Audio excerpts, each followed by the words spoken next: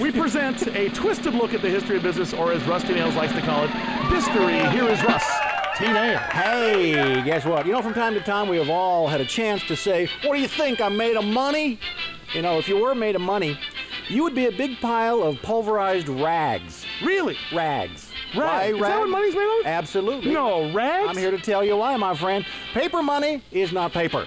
Now here, generally, the paper used is different from ordinary paper. It's been made from a combination of like a couple of dead trees and some fabric fibers. It's a part oak, part tidy-whitey. Like that,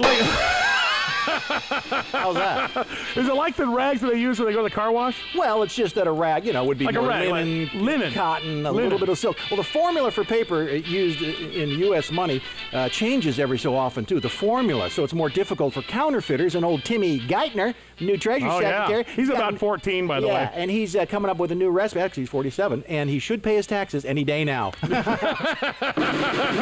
back at the normal paper, which glows in the dark and dollar bills won't, but normal paper is all made out of cellulose, which comes from trees. And the trees cut down, chemically broken down, and then those cellulose fibers are formed very thin sheets, which create paper. But the paper used to print our money, on the other hand, made out of rags, cotton, linen. Where do you get this? Yeah, this is good stuff. Yeah, well, this is like the money clip thing. They grab rags, you know, cotton, linen, and they beat it. They take it into a back room in the Treasury, and they beat it, and then they create its own super strong fibers. Now look closely at a dollar bill, and you're going to see that it contains red and blue fibers too. Now that's silk. Oh my God, you look so good in silk.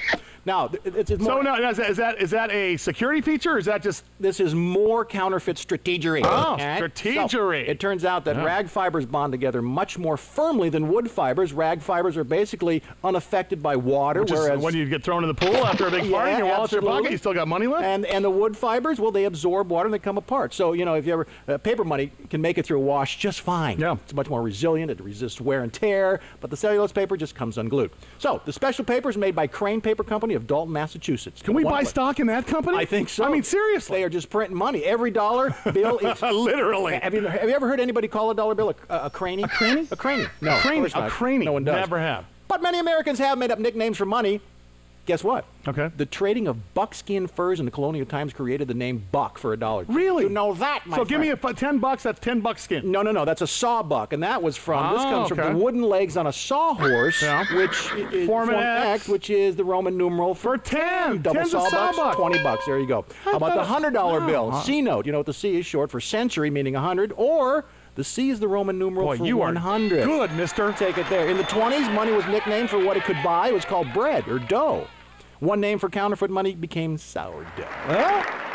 And the next time someone looks at you and says, you look like $1 million, you're trying to relate to the value of the cash, not the actual material, or maybe you do resemble 2,200 pounds of cotton linen and a little silk thrown in there. And let me say today, Shelly, you look like $250,000, my friend. Thank you, my friend. Yeah, there you have it. A look at what your money is made of. That's pretty good stuff, Niels. I gotta tell you.